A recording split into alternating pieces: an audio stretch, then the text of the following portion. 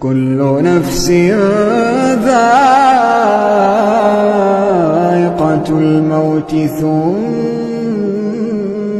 إلينا ترجعون والذين آمنوا وعملوا الصالحات لنبوئنهم من الجنة غرفا تجري من تحتها الأنهار خالدين فيها نعم أجر العاملين الذين صبروا وعلى ربهم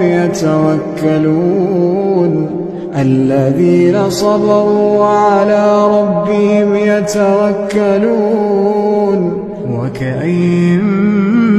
من دابة لا تحمل رزقها